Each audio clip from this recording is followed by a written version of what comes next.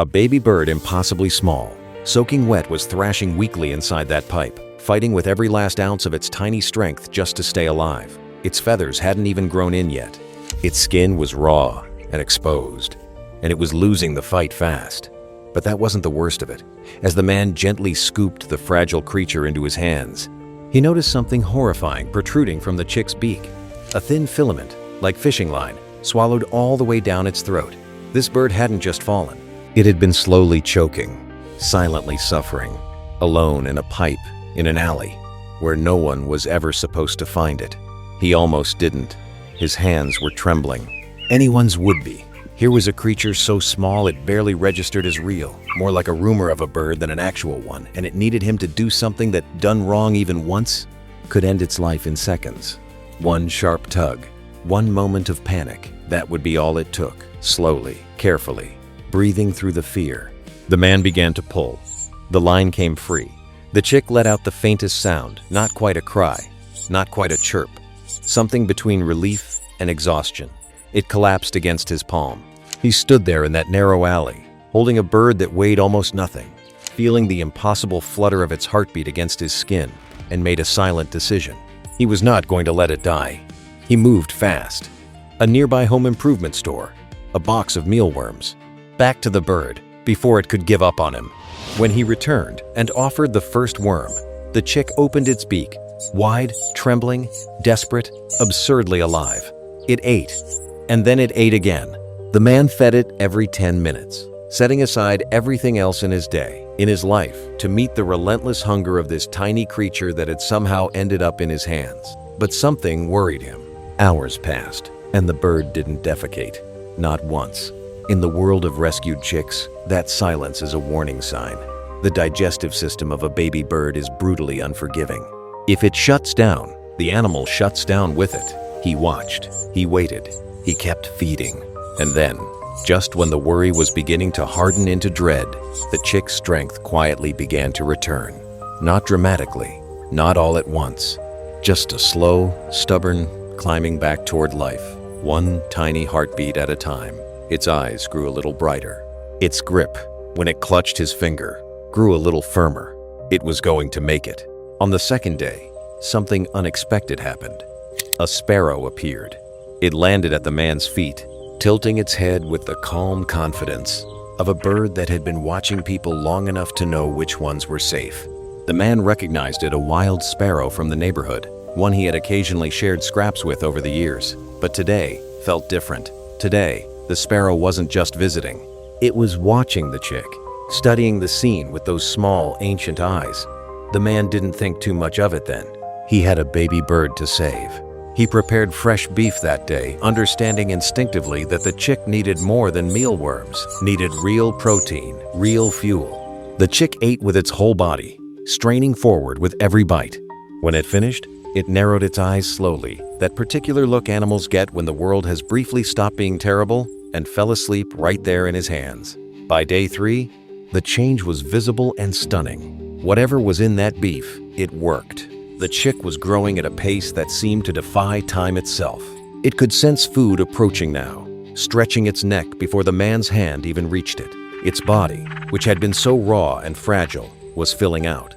Downy feathers were pushing through. It looked, for the first time, like an actual bird. The sparrow came back that day too, and the day after that. Each time, it landed a little closer, a little less cautiously, as if it too were keeping watch. As if it understood something the man hadn't quite figured out yet. 1 week in, the man began preparing what he could only call a specialized formula. A mixture of bird droppings, water, and egg yolk, carefully balanced to give the chick everything it needed at this critical stage. It sounds strange to anyone who hasn't done it, but to anyone who has held a rescued bird at 2 in the morning, frantic and Googling and terrified of getting it wrong, it makes perfect sense. You do what the bird needs. You set aside what's comfortable. You show up. The chick, for its part, showed up too, eating fiercely, growing fiercely, producing enormous droppings that the man celebrated like a man who had learned to find joy in unexpected places. More than 10 days after that alley, the chick stood on the man's finger, not teetered, not gripped desperately, stood, sturdy, calm, real. It was almost time. The man knew what came next, and knowing it didn't make it easier.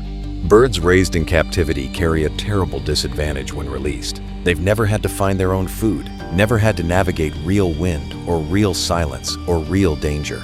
Released without preparation, they often don't survive the first week. He wasn't going to let that happen. Every day he brought the chick outside, let it feel actual sunlight on those new feathers. Let it begin to understand that the world was bigger than an incubator and a gentle pair of hands. He introduced mealworms in ways the chick had to find, had to chase, had to catch. It was awkward at first, clumsy, funny even, watching this small bird figure out what it was built to do. And then one day, it caught one, and then another. The sparrow watched all of it, still there, still close, still inexplicably, quietly present. Release day arrived the way endings always do, faster than you expect, heavier than you planned. The man carried the chick back to the very spot where he had found it. That same alley, that same pipe, the same ordinary corner of the world where an extraordinary thing had happened. And there, perched on a nearby branch, were two sparrows, sitting together, waiting. He placed the chick on the branch and stepped back. For a moment, all three birds were still. Then, slowly, they began to call to each other, back and forth, short and soft. The chick turned toward the two sparrows and nestled in close. It did not look back at the man. He stood there and let that be enough. This is for the best, he told himself, walking away. It has returned to where it belongs. 3 days later, he went back. He told himself he was just passing by. He told himself he wasn't expecting anything. He wasn't sure he believed either of those things. He scanned the trees for a long time. The branches were full and still. And then there, a small shape, perched, alert, watching the man who had come back to look for it. He called out. The bird launched from the branch without hesitation, crossed the distance between them in a breath, and landed on his shoulder. And then it did something he hadn't expected. It pressed itself forward, into the warmth of his chest, and held on. Not the grip of panic, the grip of choice. The grip of a creature that had a whole sky available to it, and decided for one more moment to stay right here. The man opened his hand, a small pile of mealworms. One last meal. The chick ate slowly, savoring it, the way you eat when you know it's the last time. And when it finished, it left something behind on the man's chest, the only gift a bird can give. Warm, immediate, absolutely absurd. Absolutely perfect, thank you. That's what it meant. Anyone who has ever been loved by an animal knows that's exactly what it meant. And then the chick lifted off gently, without drama, and rose into the sky. No hesitation, no looking back, just flight. The man stood in that alley and fought back tears and smiled anyway. Because that's what you do when something you love becomes free. You let the grief and the joy exist at the same time. You don't try to choose between them. From that moment on, the bird would walk its own path, find its own food, build its own life in the wide, indifferent, beautiful world. And somewhere in that world, on a branch in a quiet neighborhood, a tiny bird that almost died in a pipe beneath some eaves would wake up each morning with everything it needed, because a man heard a sound in an alley and chose to stop. Thank you for watching until the end. If this story moved you, leave a comment below. We'd love to hear your thoughts. And if you want more stories like this one, please subscribe and give this video a thumbs up. We'll see you in the next one.